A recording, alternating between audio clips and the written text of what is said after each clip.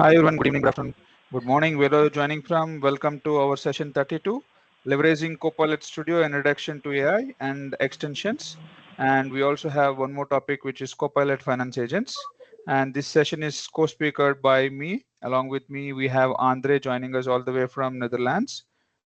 And agenda for today is that we will give you a bit introduction about our user group Middle East, and we will do the speaker introduction, and we'll have the introduction about AI, and then we have finance agents, and then we have Copilot introduction and Copilot extensibility. At the end, we will take the Q&A. And disclaimer, views expressed are from the speakers, do not represent views from employers or Microsoft. Contest or demo data and lab environments are used for these events. Any recommendations coming out of the session should not be applied to production environment directly, should be tested in a sandbox environment. This session will be recorded on Teams, and if you do not wish to be part of the recorded session, this is a good time to disconnect. So now our group, so we are 1400 plus members globally and increasing. This group is supported by me, along with me, supported by Nama Nalwala, Anita Ishwaran, and Umesh Pandit. And you guys can reach out to us on social media using the QR codes, the LinkedIn, YouTube, and website. All our sessions, once recorded, after the session will be uploaded to our YouTube channel. You can see all our past sessions from the YouTube link, which is mentioned on the top. Today's session is focused on leveraging Copilot Studio, and now everybody knows the AI impact which Microsoft is bringing it on all the extensibility for all the apps, which is the business applications. And we have the best speaker, Andre, who can explain us the things. And I will give you a small intro on how to do and how to work on the finance agents part. And coming to myself, I'm Microsoft certified trainer, and I have 10 plus years of experience on Dynamics 365. And currently I'm in Dubai. I also manage this user group, and you can reach out to me on my LinkedIn. And we have Andre. Andre is a well-known person with the community, and we all are getting lot of motivation from Andre. And if you are using the Diet This Way community, almost all the questions, if you see, all the answers were there from Andre, and I have seen his answering, and I have learned a lot. And he manages the N365, X365 Netherlands, and he's a CTO in there. And he's also a Microsoft MVP for business applications. And he started his career in 96 to 2001. He was on Navision Financials, which is the current Business Central. And 2001 to 25, he was in AX, and currently, which is F&O and Power Platform. Andre can be reached on the email ID and his LinkedIn channels. And he also manages the blog, and he has a YouTube channel. Feel free to join there. And you can see the QR code, and he's also MVP. Over to you, Andre.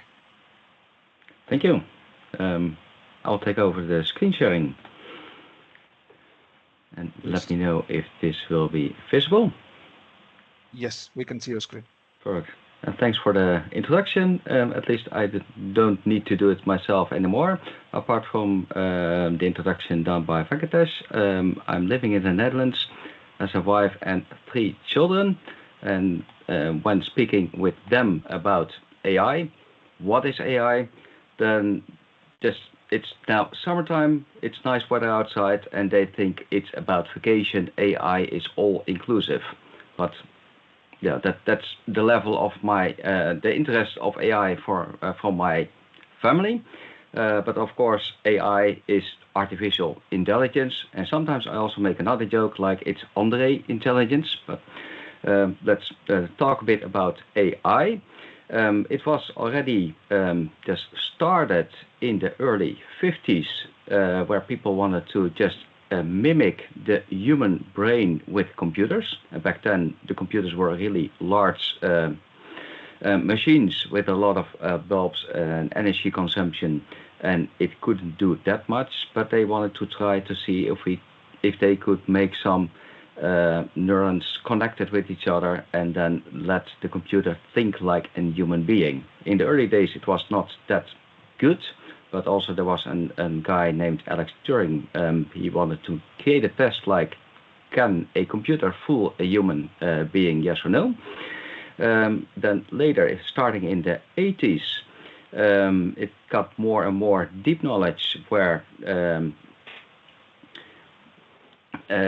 they wanted to see if we can just be more human-like, and then you got also some computers like chess machines who could beat the world champions on chess. That happened once as well. So it got more and more knowledge, intelligence, and if you look at just the era where we are now, then we have all kinds of large language models like GPT, DALL-E, which is used for creating images, DeepMind AlphaFold, that's more used for the healthcare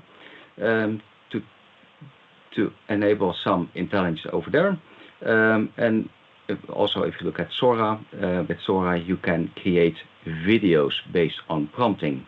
I've seen some nice examples, but also the question is it really helpful for business applications to create the videos? Maybe for marketing, it might be interested to just say I need a kind of commercial for a special company, and the video should present this and this. Then it can create something, but then again you might need to do some editing, and then it's the question, how much time did you really gain on creating that type of videos? The large language models where AI is based on, they can understand natural language very, very well, but they can't do any math. They can't do calculations. If you ask, for example, ChatGPT or Copilot, what is 3 plus 3? It will probably give you the answer based on some information it can find on the internet by reading stuff. But if you ask something like a complex formula, it can't do any calculation on that one. If you want to understand more about how large language models work, there's a person currently working at Microsoft, used to be also an X++ groupie in the past, Joris de Gruyter. He's now at a red security team at Microsoft, but he wrote a lot about LLM and how it works, also a bit more for your understanding. A bit of summary is that a large language model is based on just converting words to tokens. Tokens are numbers, and then some magic happens, and then I thought I'm smart, but I really can't understand what is going on in the background. But if you ask certain things, it converts it to tokens, it does some magic, and it comes back with some generative text. Like if you want to ask, give me a story about a rabbit living in a community, then you get a nice story. You can influence it a bit, like it should be a minimum of 1,000 words, or it should be a happy story, a sad story. But that's all based on tokens, and because of those tokens, it doesn't know anything about numbers or the calculations. But let's continue with the next part. We can do a lot of things, but we also need to be responsible with it. So what we are asking about it should be just ensuring that what you are doing with AI should be fair. It should also be safe, and for the safety, it's just like don't expose your data on the internet. And in the past, certain people already asked questions about their source code on ChatGPT, and then ChatGPT was aware of your full source code, and someone else tried to ask, hey, can you give me the source code of this computer program, and cut the whole source code. So if you are including some knowledge sources, ensure that you will keep it within your own tenant, within your own organization, and Microsoft is focusing a lot on that. And it should also be just inclusive, transparent, and accountability. If you look at just asking questions to Copilot, it always gives some information like this is summary what I found, but also some references where you can go to the internet and read more about why and what he found and summarized for you. And in case you are doing certain things which might be incorrect, then, for example, you get a message like images couldn't be generated, something have triggered Microsoft responsible AI guidelines. And in this case, it was just, to me, an innocent ask that I wanted to have a picture of a monkey generated.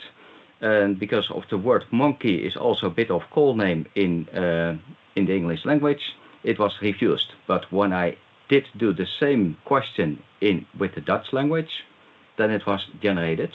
So also you can just sometimes rephrase or use another language to get your result in the AI part. That's the next topic. Next slide. Just writing a good prompt to be able to get the correct answers from AI. Then you need to ask yourself, what is your goal? What do you want to have from Copilot? Provide some additional context if it's relevant. What are your expectations, and maybe what information or samples do you want Copilot to use? What sources can it call the data from? Then it tries to summarize, but note that everything is not really human-like. Everything AI machines are doing is based on statistical information. Like what is the chance if you start a sentence and it should autocomplete? If you start, it's a nice weather, we will go out too, and then the AI might think we are going to the beach because it's nice weather. Going to a museum is not relevant or just not considered at that time. But if you give the context, like it's a rainy day, we are in the city, we want to go to somewhere, let's go to, and then it might come with a museum. So it's also based on the context, what you provide, and what is AI with just the statistical chance of what is next. Let's give some examples. The first example is a cola bottle falls on the ground and it shatters. Note that these pictures were created about a year ago, but I like to use them and I haven't tried yet if something is improving here or not. Shatters, yes, you see some broken glass, but the cola bottle is still fully intact itself. So that's also with AI, there's something not fully perfect. But a second one, then I asked, women drops a cola bottle on the ground and it shatters.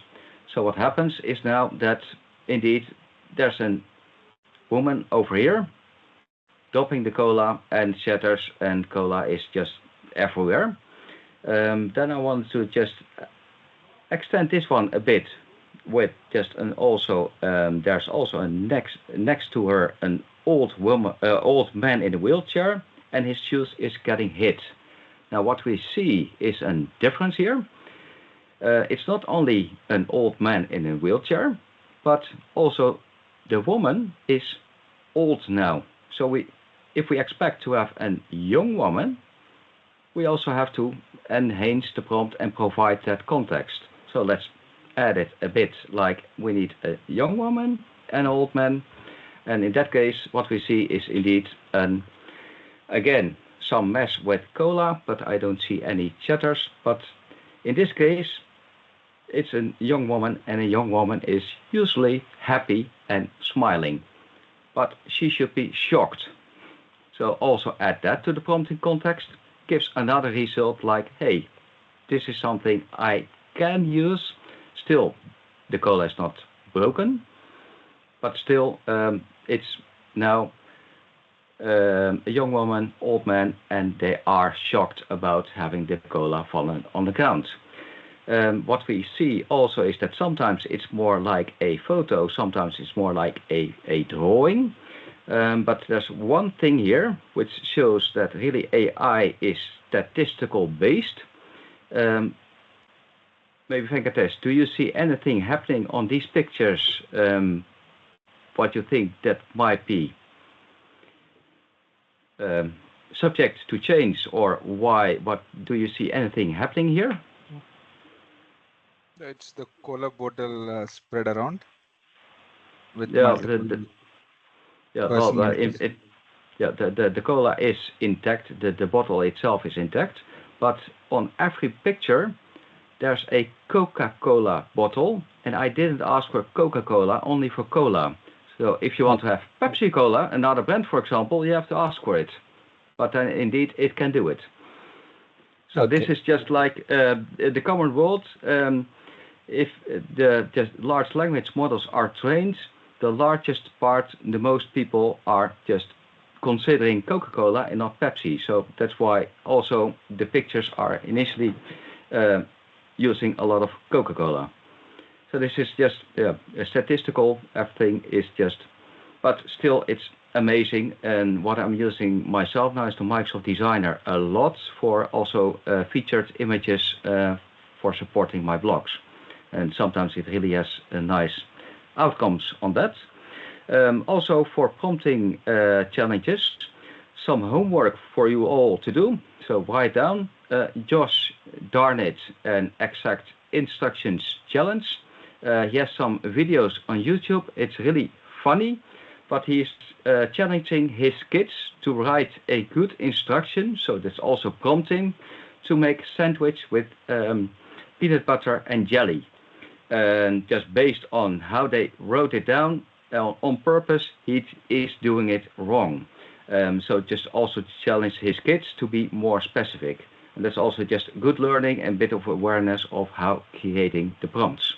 I'm not going to show it today, but it's really insightful to also watch this video. Let's continue. What Microsoft is working on today. Microsoft says, obviously I stole this slide from Microsoft.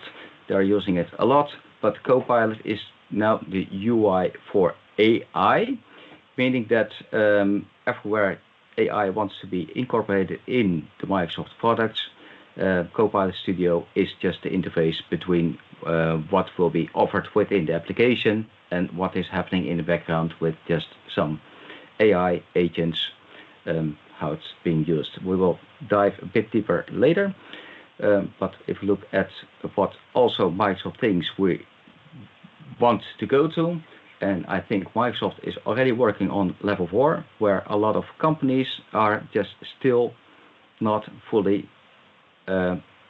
aware of what is level 1. Level 1 means that there's a person and might be assisted by an agent or some Copilot work. So that is human first. You do your work and sometimes AI can help you. Level 2 would be there are multiple agents doing some work for you and you are just instructing them or a bit of monitoring them. The next level would be just agents are doing your work with a team and you're just overseeing it. And just level 4 is just full autonomous agents doing a lot of work and you just only need to oversee what they are doing. If it's really possible to get at level 4 with ERP, I have my doubts, but I think AI is here and AI is here to stay and to support you, but also we have to be aware that there will always be a good use case. I like to play a lot with it myself, but still it's hard to just when you're talking with clients to find what would be the perfect use case to bring some automation.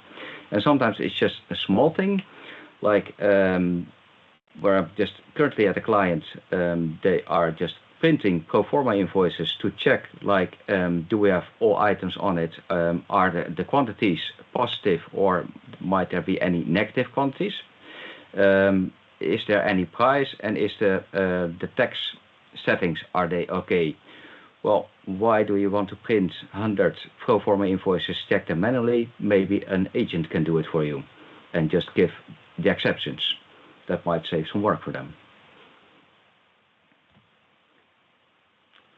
But talking about Copilot for Finance and Operations, what Microsoft is bringing in the product, and I will show a bit of brief demonstration before I will hand over to Venkatesh, where he will talk about the finance agents.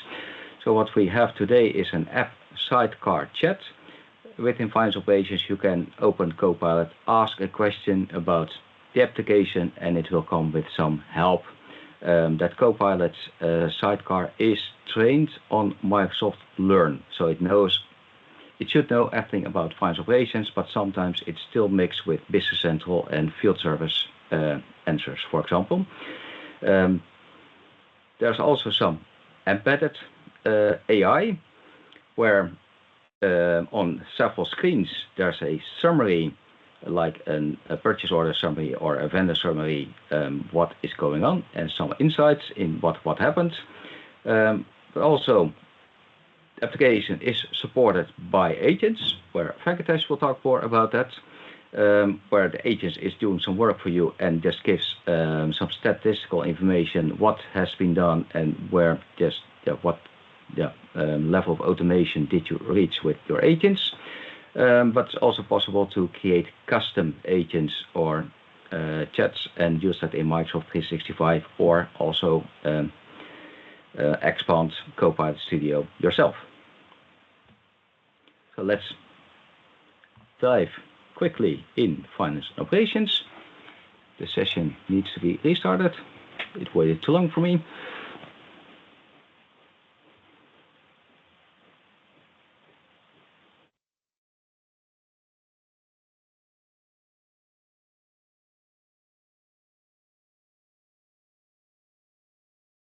There's a Copilot button available. If you don't have it as a user, it might be not installed or not the correct level of environment. In case it should be there in tier 2 plus environments.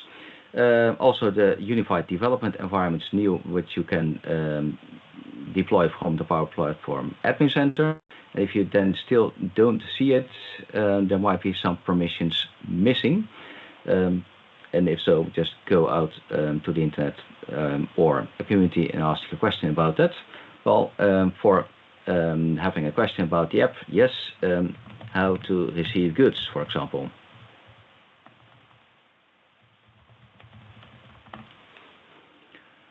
Then it's crawling some data, checking what is available as knowledge, and it's not going to public websites and tell you something about SAP. It will tell you more about now received goods in transit, handle discrepancies, records, and see more.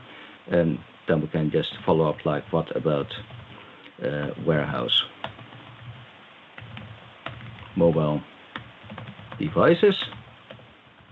Then it will also give you some information about that part and also where to find it, and you can just continue reading certain things on the internet. Like here, for example, there's a one warehouse handling. You can just click on that and learn more.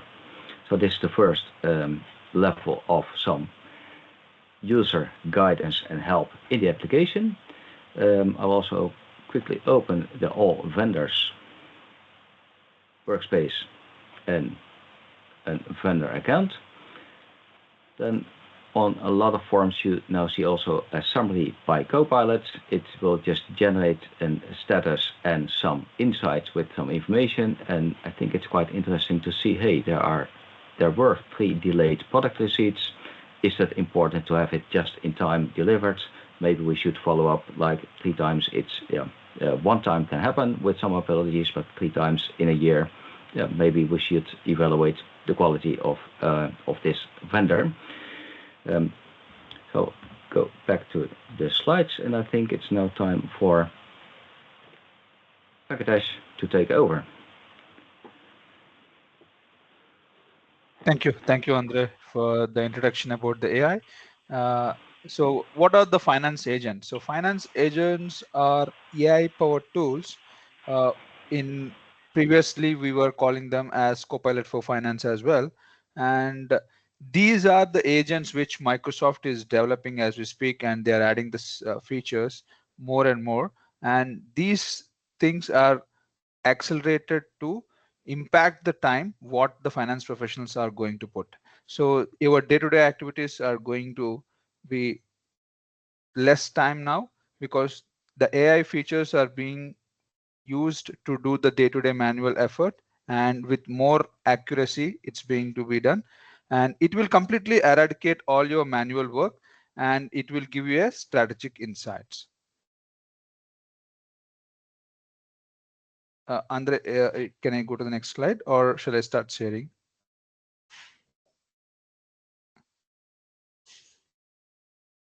Thank you, Andre. So what are the key capabilities? I can help you. Yes. Thank you. What are the key capabilities? The seamless integration it can do on your Outlook and Excel. Like, for example, you wanted to ask the customer that there is an invoice due and it needs to be paid on time and the due date is already passed by. So you can click on a button and it can trigger completely the email message and it can write it, draft the email for you, and you just need to verify, read the things, and then send the email to the customer. So these are all the capabilities which the finance agent can do. And it can also work with your Excel, and I'll give you a small walkthrough about how the reconciliation process works with the finance agent.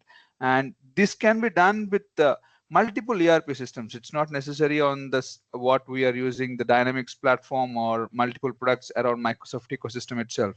So this can do the insights and actions from multiple ERP systems as well.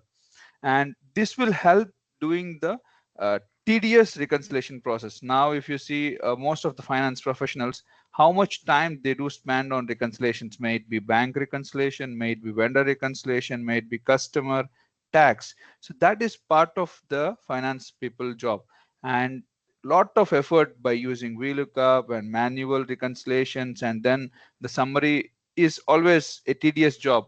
Maybe the data is not consistent and the way the transactions were posted were inconsistent, and it's a mess of a data. And then arriving at a conclusion from the reconciliation is also a very tedious job, and to do it, so this is taking days time for a finance people. So now if you start using the Microsoft Copilot Finance Agent, so this job can be done in minutes with complete formatting and reading the complete data, and you can do the reconciliation using multiple columns. The criteria can be defined and how it can do it. Next slide, please, Andre. And this can also do the Outlook integration. We already spoke what it can do with Outlook. So like as use case I have explained to you, it can write and response to the email what we receive from the customer and create a reply and draft it with the Copilot. And it will summarize the email for you and you can get the understanding of the email in minutes. So this can connect with multiple systems, finance and SAP as well. And the Outlook integration is also a game changer, as this comes with creating the email itself and drafting for you, and then sending is only your job.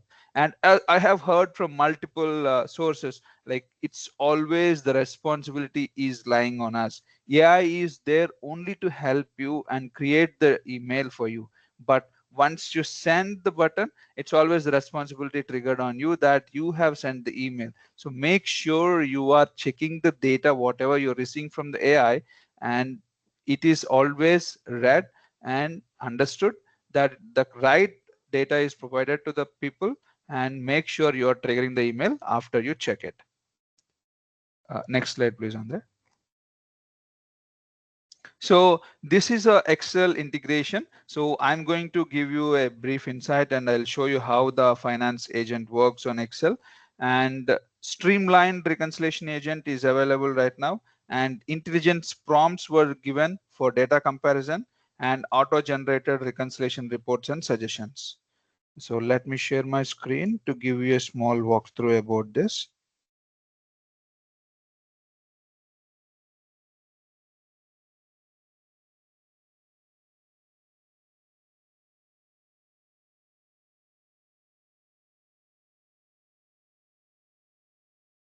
Just to check, Andre, hope you can see my screen.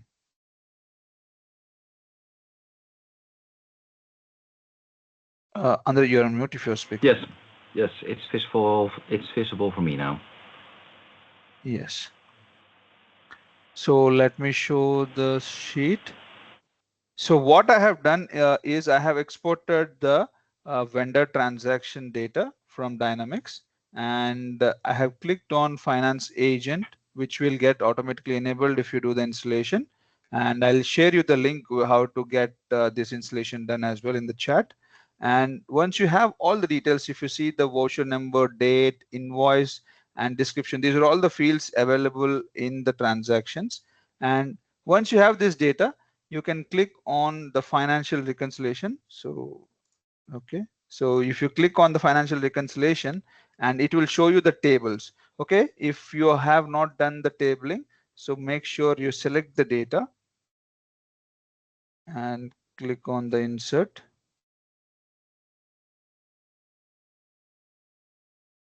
I have already selected the table, that's why it's not coming. So select on this icon, you'll be able to make it as a table. And then on the second sheet, what I have taken is vendor balances. Okay, so as a reconciliation template I have taken, and if you see here, these are the critical keys where you need to do the mapping. Okay, what field in the first sheet I want to compare it with in the second sheet. Okay, 1 second. Yeah, so in the keys you can define. Okay, for me the first sheet, the voucher number is mapping with the column 1 in the table 2, and this mapping is generated by the agent itself, but you can always modify it. And this is where you will see whether you want to keep it, or you want to regenerate it, or you want to delete it and by create manually as well. Okay, so in my case I'm not doing anything, I'm just keeping it. And you can give the reference columns, and in case you want to manually add the reconciliation, the criteria can be voucher number, amount, and vendor name. These all you can add it in the reference columns. And the detailed report can be viewed, so you can select on the report parameters. So if you say that, system will automatically do, the agent will do all the reconciliations and give you a summarized report as well. Okay, so in the interest of time, I'm not doing this manually, and I will show the how the reconciliation agent is working. So this is the reconciled sheet. Okay, so if you see on the left hand side, it has taken the aggregation, and you will see this is automatically done by the agent itself, and it is telling me what are all not matched, what are all matched. Okay, so it will bring on the transactional data as well to you, what all the transactions were not matching as well. Okay, and if you see the sheet 2, what is it reconciling? So you will see your own sheet of what is sheet 2, and it will do the reconciliation, and it will show you what are all matched. And at the end, you can see how the reconciliation report as well. So if you see the aggregation ID and difference between the columns and formatting, everything is done automatically by agent itself. So this is the where the game changer happens in Microsoft Agent, where it can bring on the data from multiple sources and do an agent, and the complete reconciliation can be done in minutes. So now I have shown you the columns for only 45 or less value, but this can be done for huge list as well in seconds. Okay, and we are expecting some more features coming up very soon in the reconciliation agent. So let me show that for you. The variance analysis is coming soon, and also financial data preparation is also coming soon. This will be very soon available in our upcoming versions in the finance agent. And you can also create your own agents and manage them, and which you can train it for doing the reconciliation as per own view, or how you wanted to AI to perform a certain activity, you can train it and do it as well.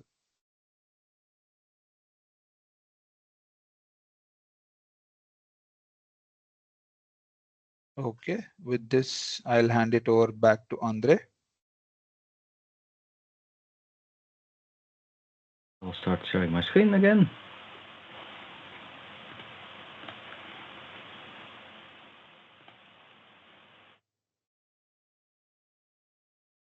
Let me know if you can see it. And I think you had 2 more slides more as a summary.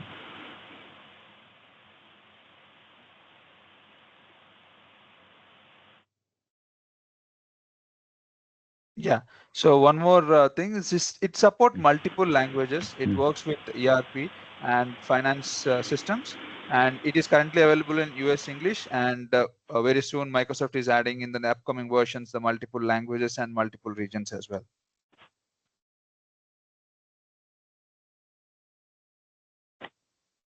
So what is the summary? The finance agents are enhancing your productivity and decision making, which is very fast and quick. And these are the embedded tools which finance teams already use. And these are some of the preview features which Microsoft is giving more updates, and it can definitely expand to further view.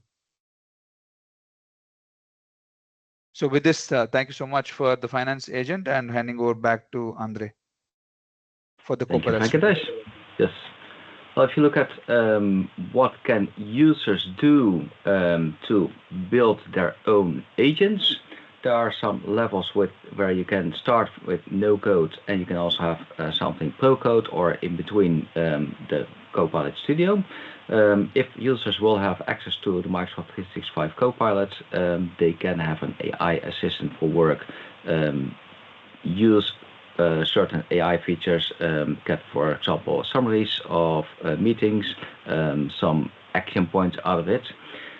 If you want to just make certain things yourself, you can start with Copilot Studio. If you're not familiar with that yourself yet, there are a lot of video and blogs content available on the internet. I would suggest to search for videos from Liza Crosby.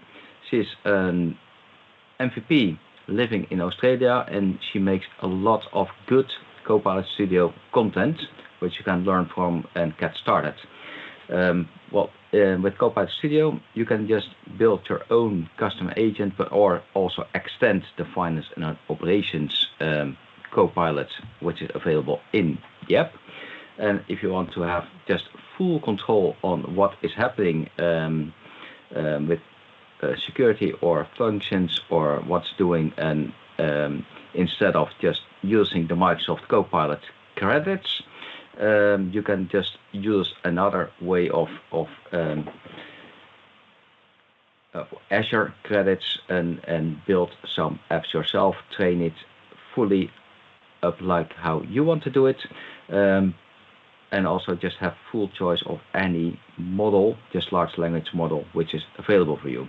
That last part is really pro coding, and I have not tried it myself. I just stick around in the Copilot Studio myself for now. Let's continue to the next slide. If we talk about Copilot Studio, previously it was called the Power Virtual Agents. And back then, when I was just working at an ISV company, we thought, like, are we able to get, for example, a Power Virtual Agent next to finance operations and get help for our ISV solutions if they are stuck, and maybe some common things help them with just topics and suggestions in a decision tree, like, hey, we were able to help you, or, well, we think maybe now you need to contact support. And if you look at just Copilot, just the sidecar, which is now available in finance operations, that is just exactly that idea. We have a virtual agent, which is now Copilot Studio, where we can get some generative help. But also you can create your own custom agents, and it's all based on triggers. Venkatesh already explained, like, there's also an integration with Outlook. It's possible to act on an incoming email or maybe a change of data in the application. I will show that also with a demo. And based on that, you can have the system performing some actions, and the action could be anything, just generating an answer, but you can also not only generate the action, you can perform all CRUD operations in Dataverse or the finance operations data. And that's all then based on virtual tables connected with Dataverse. The sidecar can be extended with Copilot Studio. You can add additional topics, and topics is done just a recognition keywords. If I receive a particular word or phrase or something similar to that, I can just give some static answers. I can do some low code, like a flow, ask questions back and forth, fill variables, and at the end perform an action. But you can also provide additional plug-in context, which makes the system a bit of headless, but you can also interact with the client itself. To get started, two links about the Dynamics F&O Copilot and how to extend it. That's something you can also explore yourself. Then I have certain slides with some examples. What you can do, I will skip them and we'll go directly to a demo. These are just in the slide deck in case the demo was not working or just as a reference afterwards. So if we look at finance and operations, initially the Copilot at the right side was just looking only at the Microsoft Learn part, what was trained by Microsoft, but you can also just ask a question like, hey, I need more advanced help with security. It's one of my favorite topics. And this is now giving, it looks like you are asking about managing security, but you can also go to dynamicspedia.com. Yes, a lot of blogs about security as well. So this is something static based on advanced help, where I just had one sentence back to the user. But you can also just add additional websites, and I will show you later how to do it. And then maybe just a bit of current question. Do I really need to assign finance licenses to my users? And again, looking at the available knowledge sources, and then yes, you need to assign. And what you will see is this is incorrect. Still, it's AI, which is reading one of my blogs where a date of original May 15 was mentioned, but it's now September. So this is incorrect. But it has a reference to a blog I wrote. So it's also being able to just extend this Copilot with more knowledge sources. And I will also show you how you can do that. So if you go to Copilot Studio, at the top you can select a particular environment.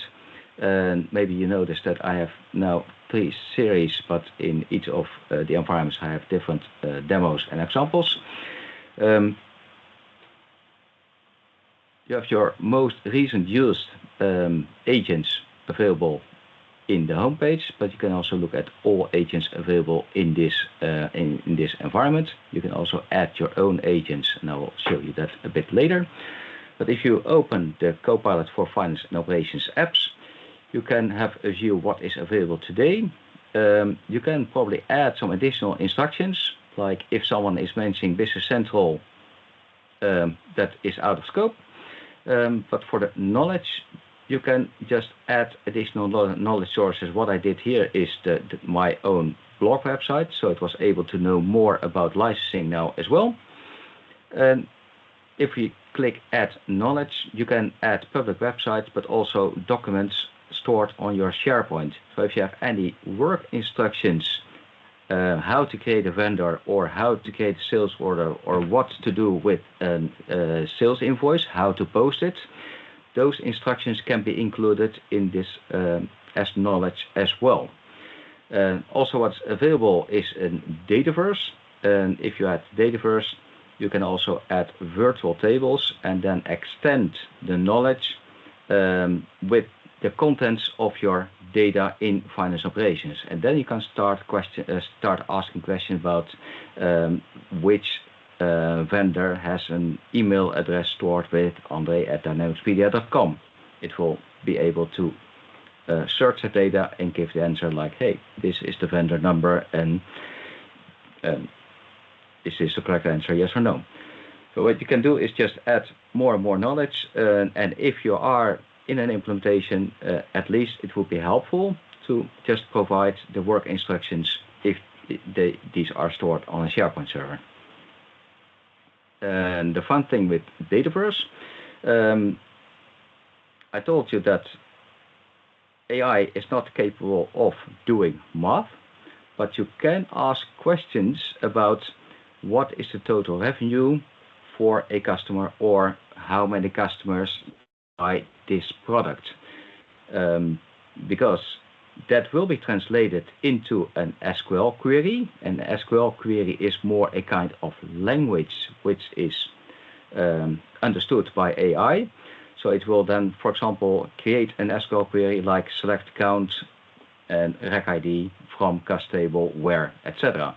And in that way, it is able to do a bit of, not really calculations, but because it's just an interaction with the database, how to get data out of it. So this is the way how to add some knowledge to respond. If you look at additional topics, let's see if this was the correct one. Knowledge topics. I had something.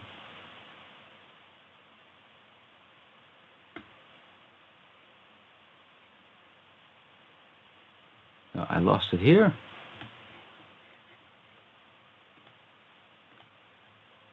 This was the knowledge.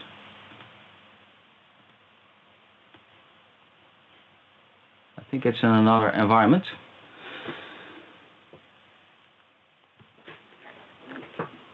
But it's possible if you add a topic, for example, with that advanced security help. I think I found it already. It's here. So there's a trigger phrase like where I can get more information, advanced security, or which Andre can help me with the security. Then just we provide this text back. This was the static text. What is also possible, and then I will go to another environment. I have a topic with a course description, where we can say I would like to have a translation of a course description, and over here it can go into a condition, like we can read or get some context out of the finance and operations application. What page are we on? What record is selected? So if we can find that we are on a page called courses, it can find a course number, and then it should ask me if you want to translate it into what language, and it will give it will do some actions, and at the end it will just return the message for a course translated description. And if you are not on a course form, then it will also ask you what is the course ID. So this will give a flow on what is happening in the application. If we look at courses, for example, the course number 3, health and safety in details. I will reset this one to have a clear overview. Then here we have a course description. This course introduces you to blah blah blah. Now I would like to have this translated. Please translate course description. I'm not able to understand this one. Then it asks me into what language. Now let's try Arabic.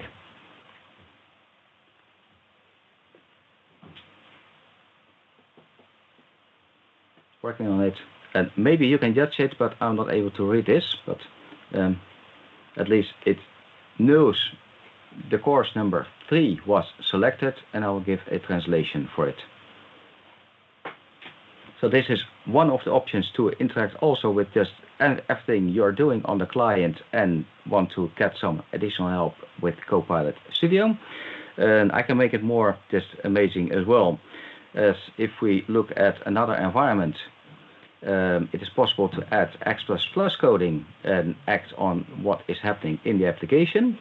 Over here, for example, change the theme. Then says, what color theme do you want to choose? Well, I would like to have dark orange.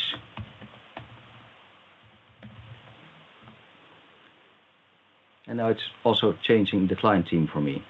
So this can be done with some additional X++ coding, where it will just interact also with the client itself. And an example is in the PowerPoint presentation later. I will give one more demo on a small thing I'm working on today as well. If you look at the application, it comes with a lot of modules. If you apply security, for example, a person is able to see all customers and all sales orders, then they will get 3 menus visible. It's accounts receivable, it's sales and marketing, and also the commerce, because the same menu items are used in all 3 of them. If you only need one, there's no way out of the box where you can just hide those menus and have just a more mean and clean overview. So I'm working on a small gimmick, which will be part of the D365 admin toolkit, which is available on GitHub for free. I'm working on just getting it developed. If we go to user options, I added an additional tab page, menu configuration, where you can, for example, look at just which menus are available. If you see, for example, budgeting is here available, click budgeting. If it's saved, reload the application.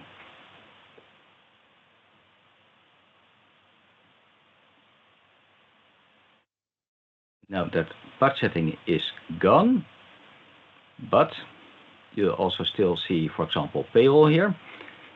Why not adding also some Copilot features to be able to manage that?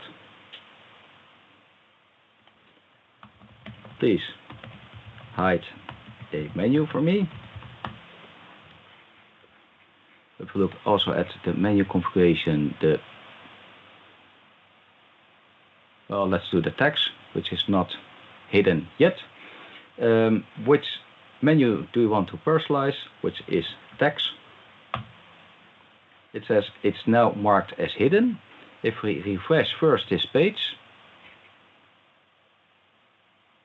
you'll see that tax is now marked as hidden, and if we refresh the application, also that menu is gone. So we are also able to interact with the data, make changes, read it, and act on it. So if we now look at the available menu items, the text is really gone. It is working on something, but I thought it's also nice to include it as a demo here. Then I need to check if I did do all my demos. Not yet, because I did show what you can do within the Copilot Studio as extensions, but it's also possible to create your own agent as part of the Copilot Studio. So for example, what I did do is a security alerting agent. And if we look at this one, this is more interesting, as I enabled an option to have it just fully autonomously understanding what I'm doing here or want to achieve. So within description, it says you are an agent that assists the internal IT team by checking security role assignments of the system administrator role. You are part of the IT team, and you have a bit of unfriendly, disappointing tone. So it's also, you can provide a bit of mood. You will help checking details from role assignment changes, alert a human in case the system administrator role is assigned to a user. Then you can provide instructions, verify via user information if the user is active or not, and for this you can add a knowledge source, security role, association, and user information. Send an email to me, so I don't provide any email address, it's only me. And format email in HTML, I'm quite demanding here, and user greeting, and in email you should mention what action was done with the role assignment for the system administrator role. Mark the importance as high in case the user is active. And there's a field enabled, so we should know somehow that active enabled is the same. And for this purpose, you can use the action send an email. So this is just a description what to do. I did not provide any flow in what actions to do after a particular trigger. I can provide knowledge sources, which is the user role, association, and user information. These are 2 virtual tables used by the Dataverse. If we look at some synonyms, then we'll go to the user information. We can provide text. Where is it? Otherwise, I put it on the glossary. What we can say is an active user. That means enabled is yes or one. So in this way, it should know, like, hey, we're asking active users, there's no field active, there's an enabled. In this way, it's just not fully clear, but the agent is able to understand this. So that's interesting. With the synonyms, you can also just have, for example, the assignment status and a different word for it, or user ID can also be just a person. That's possible to add in the agent as well to make some common terminology and glossary available in the application. Also in the agent, next to the knowledge source, I have a trigger, and the trigger is when a user security role association is added. This trigger is, if we click on it, managed using Power Automate. There's just a trigger on the database.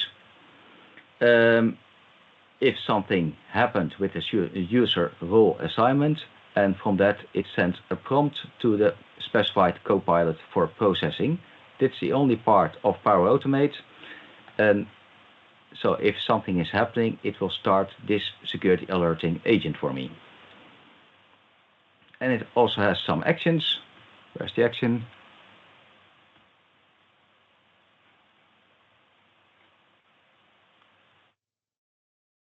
I think I'm missing something.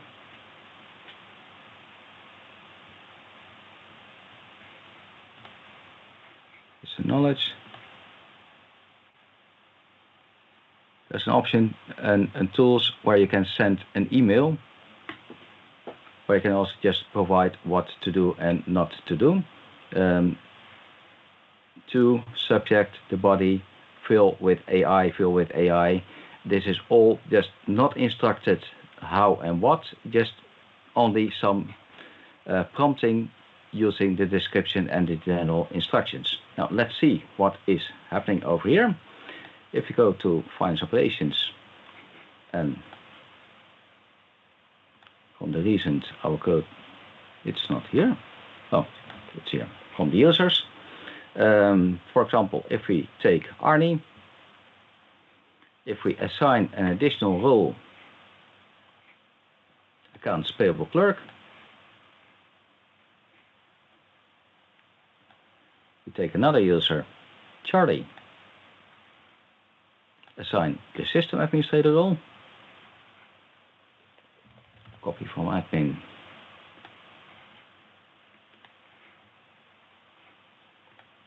and if we look at Alfonso, Alfonso is not enabled, so not an active user.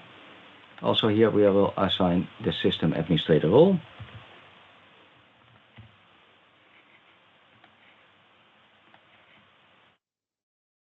There are 3 actions done on the security role assignments. If I now go to my email, hope you can see it. It should work.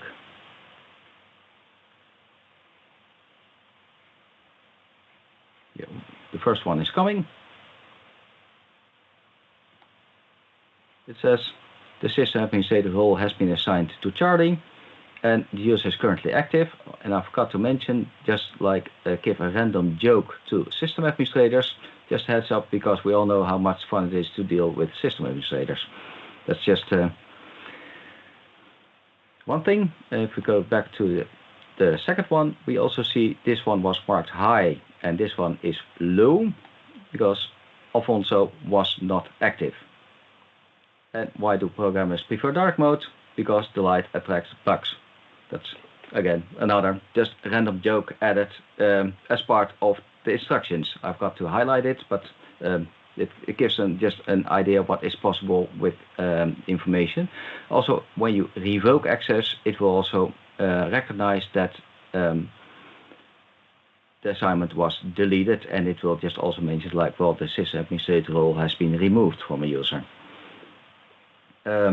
I don't know if we have some time left, but what I'm working on as well is another thing which is not fully working yet. I'm working on it and also ask Microsoft for additional help in what to do next, because I'm not able to see what is going on. But that one is also an agent with an order monitoring agent. The idea here would be if an email is coming in, first verify if the email, the sender is a trusted sender by just checking if it's an email used at a customer. Then check what is the request. Maybe he did place an order 2 days ago for 10 DVD players and he wants to increase it to 20. Then it should check, do we have on hand availability? Does it impact any of the already promised delivery dates?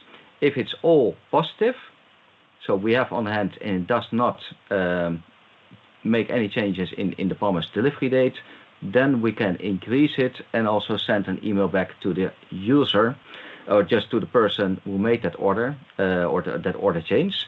And this is something which I'm just working on, not working yet. If you look at the triggers, where is it? I added one test example with an email, please change the order. If we start testing, you can also monitor what is happening in the background. And over here, I'm still looking at a kind of black box because somehow it's not able to find my email address. So I need to check where to make some changes in glossary or some synonyms or maybe some other instructions to be able to have the system recognizing my email and then continue. So what it says now, it says I will reply back with no customer as I'm not able to find it. In this case, it would then, just like Vegetas mentioned, well, it should not send any email without any awareness and you should press the button. In this case, if you did proper testing, it might be just possible to do it. But then you need to just be aware that you developed it yourself and that you did do proper testing and that it's not sending emails back like, hey, I'm not going to change your order because another customer did order more. We don't like you as a customer. That should never be a reply in those emails. But in this case, it will also send an email back to this user. Oh, this was, hi, please change. It was not published yet. So in this case, it also gave an error, like it's incomplete.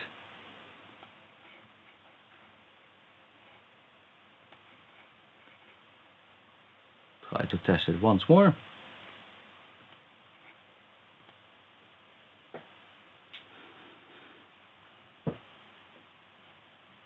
So you see it is reviewing two sources, but somehow it's not able to find the correct one.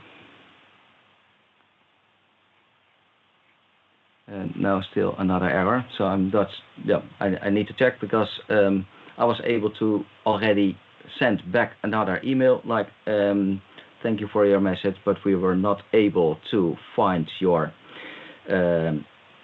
record in our system. Please contact our sales team.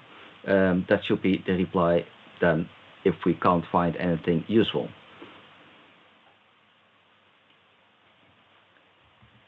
I will go back to the PowerPoint presentation. Let's see. I had it open. So we showed some knowledge sources and also static topics.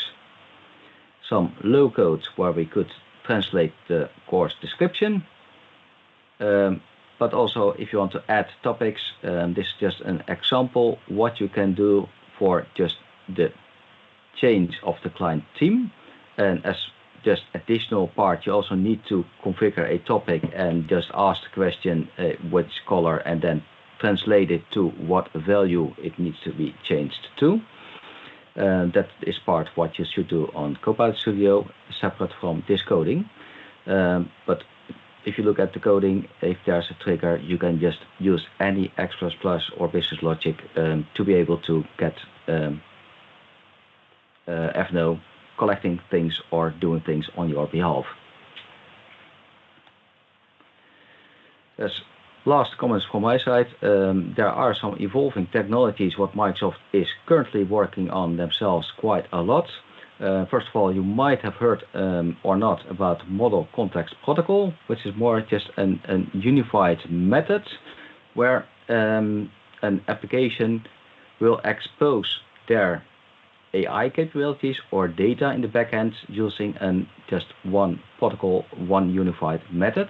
In that way, from a client, if you ask a question and you have multiple MCP servers, multiple applications, it might decide to go to business process analytics or finance operations to just collect some data and give you an answer back.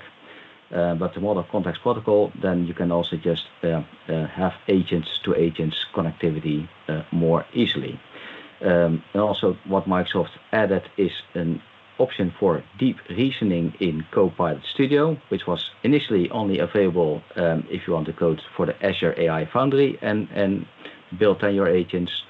But with the deep reasoning, it will just verify more sources and then compare it and then come with the best answer for you. So for that, maybe for the demo was already done. Back to you, Venkatesh. Thank you, Andre. Thank you so much for giving us insights on how you are using the Copilot Studio. And it was really funny to see how AI is behaving on the jokes as well on the emails. Yeah. And we really loved the demo. And we have a big announcement, and which is Microsoft AI Copilot Horizons, which is happening on 11 July 2025. And this is an in-person event happening in Microsoft Office Dubai. Please use the QR code and register for the event. And with this, we will wrap the session. And thank you so much, Andre, for joining all the way from Netherlands and giving us good insights. Thanks, everyone. And apologies, we have some Q&A. We will take it up quickly, and then we'll wrap the session.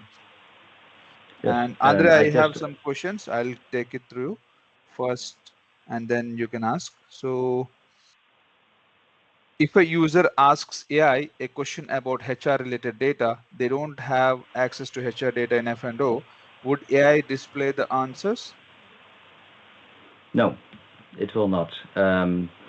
Actually, if you have, you are running a Copilot or a Copilot Studio within your user context, if you have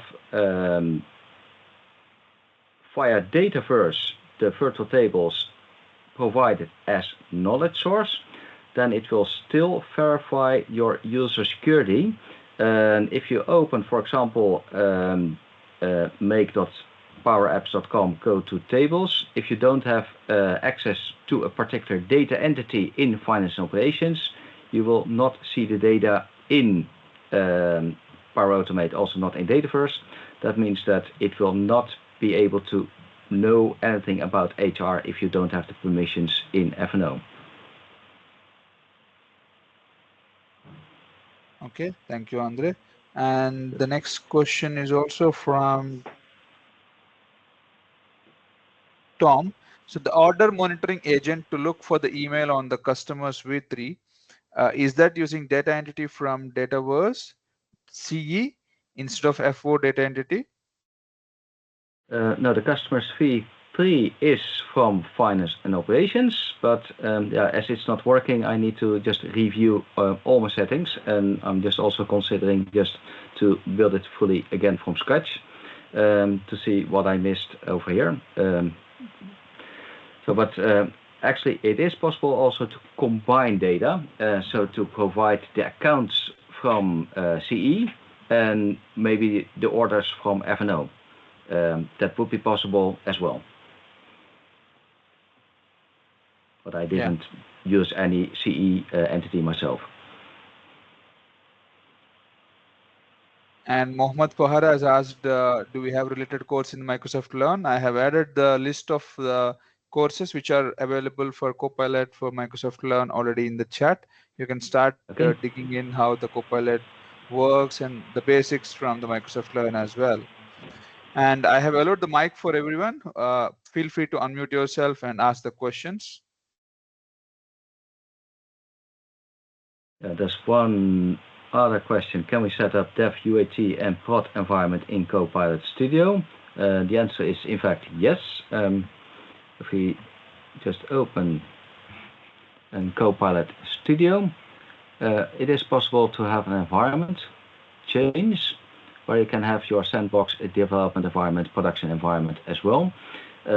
Also, the Copilot Studio changes you make can be part of a managed solution. Then you can just create a package and move it from a sandbox to your production environment.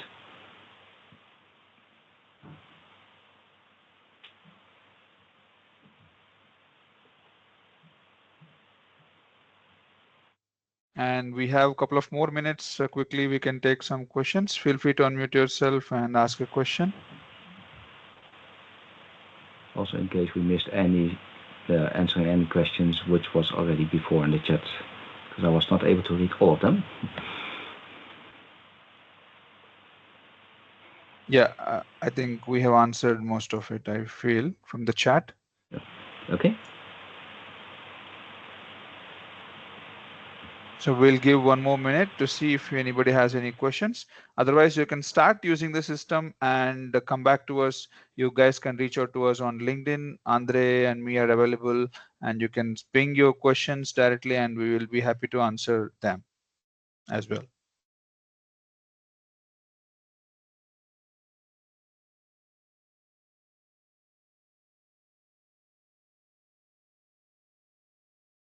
Okay, Andre, thank you so much for your time. Thanks everyone for your time joining over the weekend, and see you all productive week in the next week. And we will see you again in our next sessions. Thank you so much. Keep joining and keep learning. Thank you for inviting me for this session, Venkatesh. I was happy to help out here. Thanks so much, Andre.